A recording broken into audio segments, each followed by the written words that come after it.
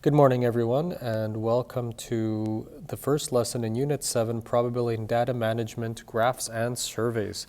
Today we're going to be looking at bar graphs, and you will be able to construct and interpret bar graphs while paying special attention to titles, labels, and scales, and interpret bar graphs involving many-to-one correspondence to draw conclusions.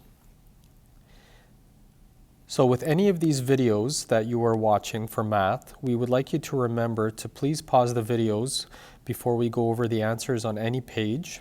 Complete the questions by yourself, then check to see if you are correct. And you should be doing all this work on a piece of graph paper in your math binder.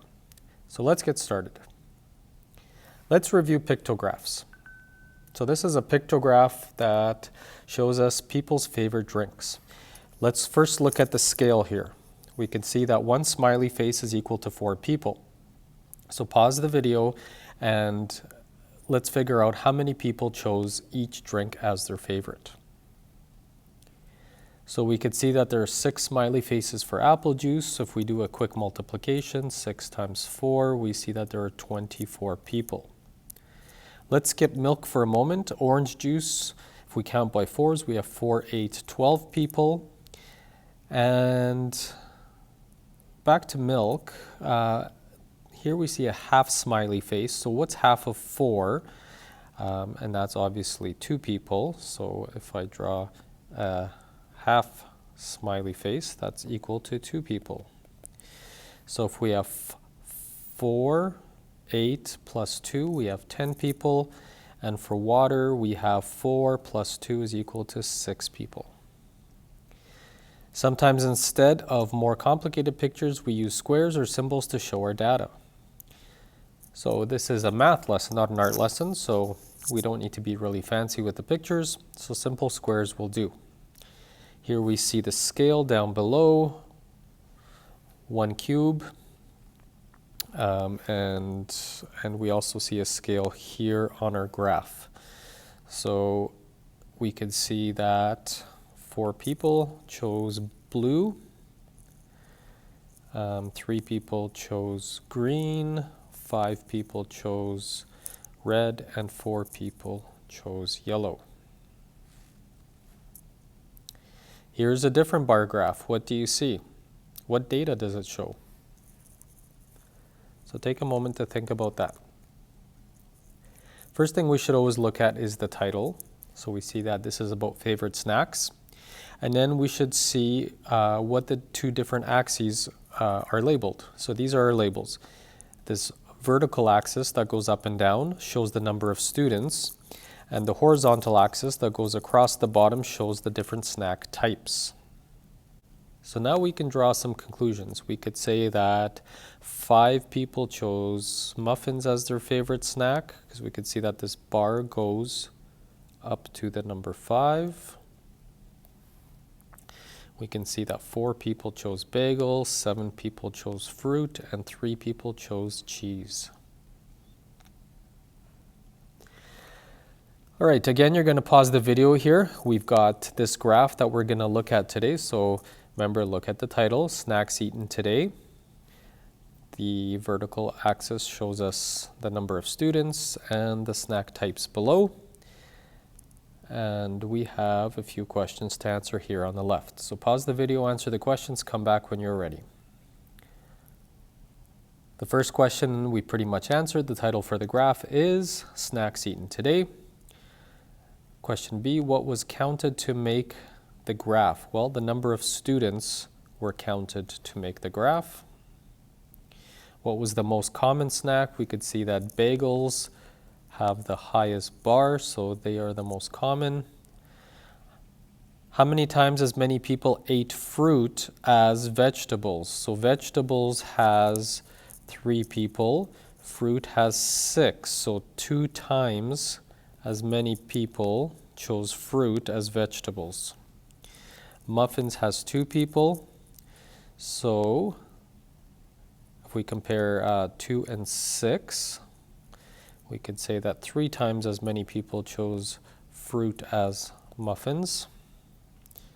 And question F, can you tell from the graph what the most popular snack was? Well, it's pretty clear that bagels were the most popular snack. More people like bagels than any other snack. If we look at this graph, number of snow days in Calgary, the numbers show us how many days, and along the bottom here we have the different months. So what is this scale? So this question is asking each line on the bar graph is going up by what number? So we can see here that they are going up by 3s. So the scale is 3. And this is very important to notice that the first line on the bar graph always begins with a 0. Don't ever begin with any other number than 0 on this first line. All right, so now we're going to construct our own bar graph. So if we were doing this from scratch, we would start by collecting data, and we would use a tally chart like this. So we might go around the class and survey our classmates and find out when their bedtimes are. We would keep tally marks, and then we would write down our total count. So 2 people go to bed before 8, which is a great time because then you get a good night's sleep.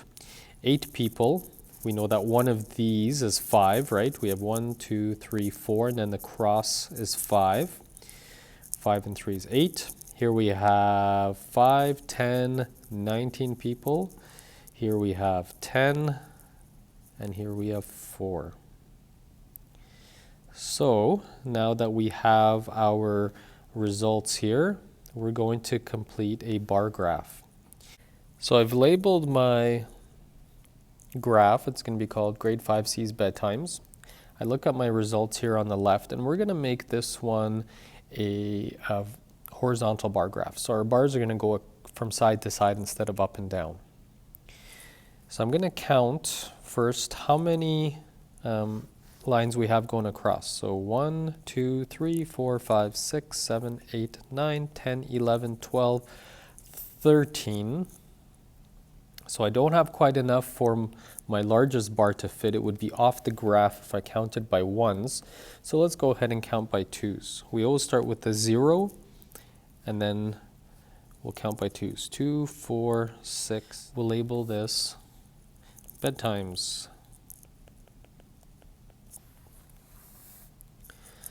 So only 2 kids go to bed before 8. So 2 is right here on my bar. I'm just going to draw a little line here to start. 8 kids go to bed between 8 and 8:29. So 8 would be over here.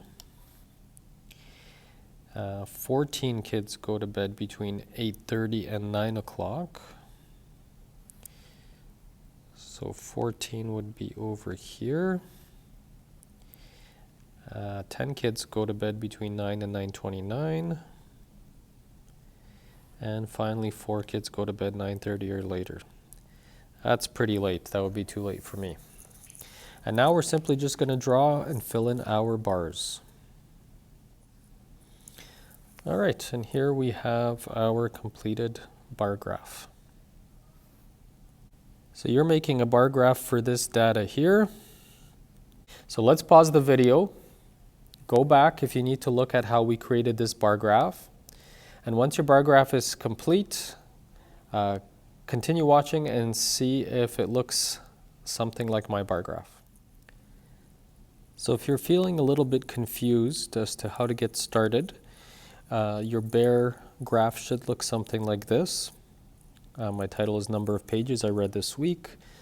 On my vertical axis, I have the number of pages. My scale is going up by 2s, and then I have the 5 days of the week down below.